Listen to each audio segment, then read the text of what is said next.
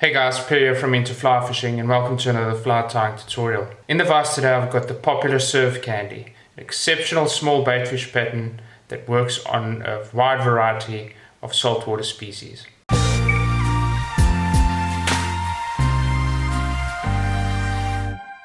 This fly tying tutorial is brought to you by Moonshine Rods Company. Subscribe to our YouTube channel and check the links in the video description below to see my full hands-on look at their Epiphany 3-weight 10-foot 6-inch Euro nymphing rod, coming in at around $280, including an extra tip section. I think this is one of the best value Euro nymphing rods on the market today. The tools you need to tie the surf candy is a rotary vise, a bobbin holder, a whip finishing tool, a pair of sharp scissors and a UV torch. So let's start by placing a hook in the vise. Right here I've got a grip 21571 in a size 6.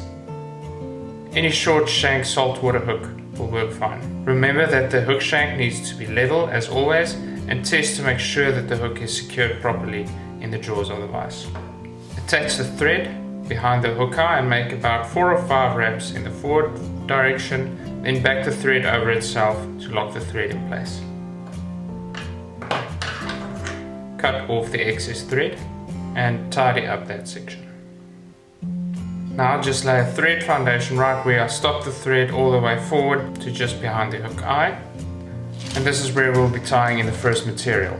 For the underbody I'll be using Farrar's flash bend in off-white. Pull a small amount of the fibers from the packet, you will see it is a very long strand, and locate their halfway point. Take your thread a little bit back and tie the halfway point of the flash fibers on the bottom of the hook shank.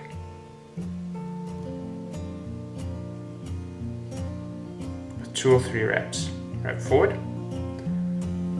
Now wrap forward again a little bit and then fold the forward facing fibers backward on the opposite side of the hook bend. Then secure it with your thread.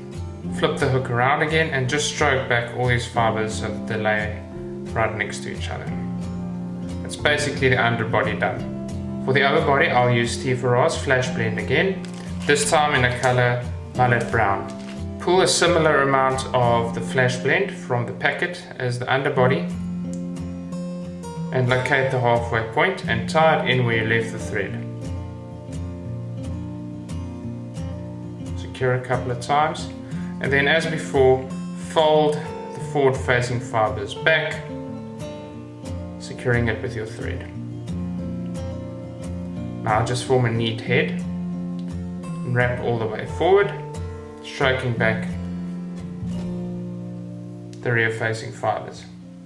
Grab your whip finishing tool and do a 3 or 4 turn whip finish. It doesn't need to be super strong as we'll coat the whole body with resin in any way. Cut off the thread. The next step is to attach the eyes to the fly. The eyes that I'm using are 4mm living eyes from a brand called Fish Skull. They have an adhesive back which just helps to secure them in place before you apply the resin. So I stick one on each side. Before I attach the other one I'm going to place some UV resin just behind here to make sure that it doesn't slide out of place. You can also use some super glue for this. I just don't have some at this stage, so I'm just going to zap that right in place there with my UV torch. Now I know that I won't move around. Take the other living eye from the other side, the camera side, and I place it the opposite side of the shank, making sure that it is exactly the same spot as on the eye on the other side. Once again, I'm just going to place a small drop behind the eye to make sure that the eye doesn't come loose. Just zap that again with your UV torch. Now that the eyes are in, it's time to form the head.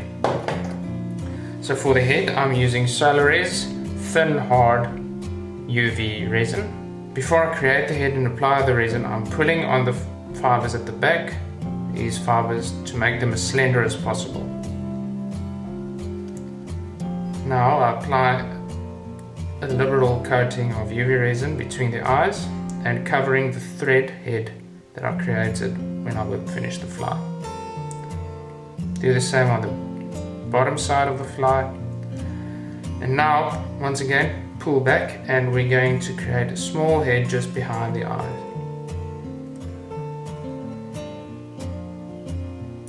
Pull back the fibers, pull them back.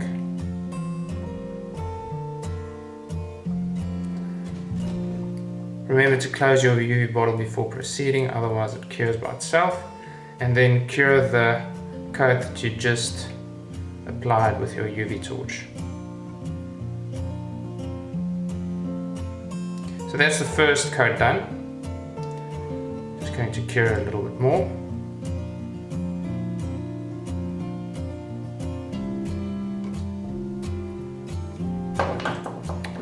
Second coat, made from the same resin. You can apply a little bit more this time to create the head, especially on the top and at the bottom.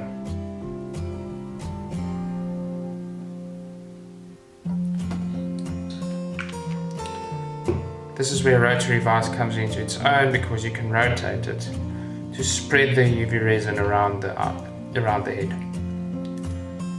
Once you've formed the head the shape you want to, just zap it with your UV torch. So some of the UV resins leave a tacky residue on the surface when it's cured, and that is easily addressed by using some surgical alcohol that's just dabbed on a little swab, and just rub it over the body and it clears up that tackiness. What I'm going to do is apply a final coat of Solarez Bonedry. This clears very hard and dry. It's very thin, so you can't use it to build the whole body.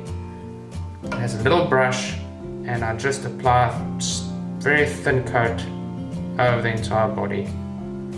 This will allow the head to clear very hard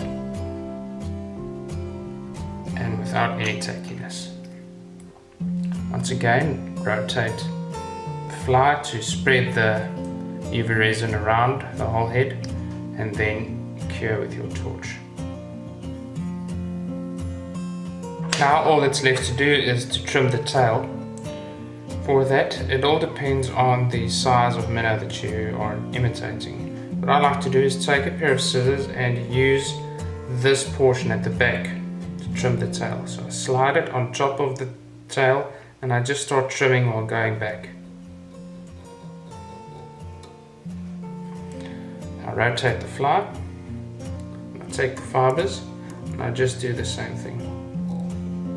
I continue doing this until I get the profile that I want, taking off a small amount of fibers every time. Don't make one big cut at a time.